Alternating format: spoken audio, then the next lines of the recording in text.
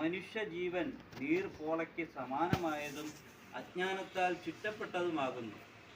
അവ കഠിനവും ക്ഷണികവുമാകുന്നു.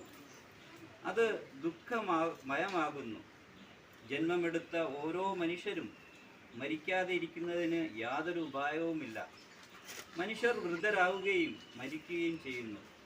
എപ്രകാരമാണോ പാകമായ ഫലങ്ങൾ പക്വമായ കാലത്ത് അടർന്നു വീഴുന്നതിന് ഭയപ്പെടുന്നത്, അതുപോലെയാണ് ജന്മമെടുത്ത ജീവികൾ മരണത്തെയും ഭയപ്പെടുന്നത്. എപ്രകാരമാണോ കുശവനാൽ നിർമ്മിക്കപ്പെട്ട മൺപാത്രങ്ങളെല്ലാം ഉടഞ്ഞു പോകുന്നത്, അതുപോലെയാണ് പ്രാണികളുടെ ജീവനും അസ്തമിക്കുന്നത്. യുവാക്കളും പ്രായമായവരും കുട്ടികളും ബുദ്ധിമാന്മാരുമെല്ലാം മരണത്തിന് വശംവദരാകുന്നു. എല്ലാവരും മരണത്തിന് അധീനരാണ്.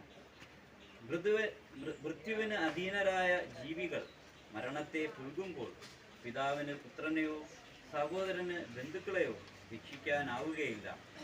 സഹോദരന്മാരും ബന്ധുക്കളും നോക്കി നിന്നാലും പല പ്രകാരത്തിൽ വിലപിച്ചാലും മരണം ഒറ്റയ്ക്ക് തന്നെയാണ് ഒരു കൊലയാളിയെപ്പോലെ ജീവികളുടെ പ്രാണൻ എടുത്തുകൊണ്ടുപോകുന്നത്. ഇപ്രകാരം ഈ ലോകം മരണത്താലും വാർദ്ധക്യത്താലും പീഡിതമാകുന്നു. അതുകൊണ്ട് ധീരപുരുഷന്മാരും ധീരവനിതകളും ലോകത്തിൻ്റെ സ്വഭാവം മനസ്സിലാക്കി ദുഃഖിതരാകാതിരിക്കുക.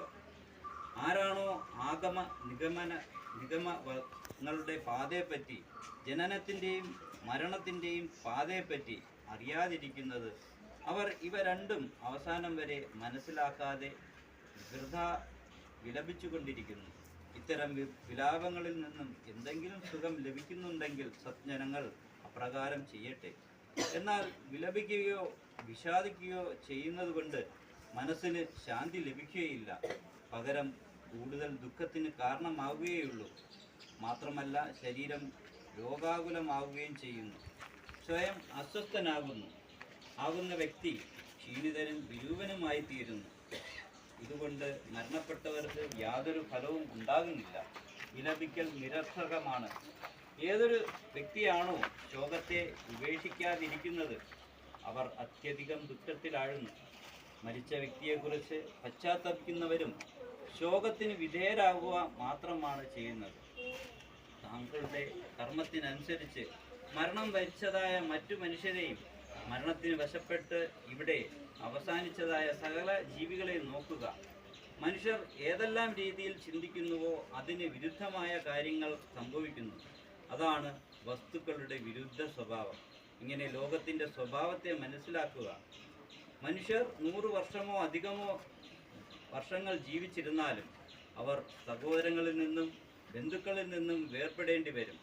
മാത്രമല്ല, അവർ അവരുടെ ജീവൻ ഇവിടെ അവസാനിപ്പിക്കുകയും ചെയ്യുന്നു. അതുകൊണ്ട് അർഹന്തിൻ്റെ ഭഗവാൻ ബുദ്ധൻ്റെ ഉപദേശങ്ങൾ ഉൾക്കൊണ്ട് വിലാപത്തെ ഉപേക്ഷിച്ച് മരിച്ചതായ ജഡവ്യക്തിയെ തുറന്ന് കണ്ട് അവർ ഇനി ഒരിക്കലും നമ്മോടൊപ്പം ഒന്നിക്കുകയില്ല എന്ന് മനസ്സിലാക്കണം. എപ്രകാരമാണോ തീ പിടിച്ച ഭവനം വെള്ളമൊഴിച്ച് കെടുത്തുന്നത്, അപ്രകാരമാണ് ധീരനും പ്രജ്ഞാവാനും ബുദ്ധിമാനും സത്ചിന്തകനുമായ മനുഷ്യർ അവരിലുണ്ടാകുന്ന ദുഃഖത്തെ ഇല്ലാതാക്കുന്നത്. അത് അവർ വായു പഞ്ഞിയെ ഉയർത്തുന്ന അതേ വേഗത്തിൽ സ്വന്തം ദുഃഖത്തെ ഇല്ലാതാക്കുന്നു. സ്വന്തം സന്തോഷം ആഗ്രഹിക്കുന്നവരായ മനുഷ്യർ തിരിച്ചറിവ് നേടിക്കൊണ്ട് കരച്ചിലും വിലാപവും മാനസിക ദുഃഖവും അവസാനിപ്പിക്കുന്നു. ഏതാണോ ഉചിതമായത്, അനാസക്തമായത്, ചിത്തശാന്തിക്ക് പ്രാപ്തമായത്, അത് ദുഃഖത്തിന് അതീവവും ശോകരഹിതവും ശാന്തവുമാകുന്നു. ജ്ഞാനശീലരായ മനുഷ്യർ അവയെ പ്രാപിക്കുന്നു.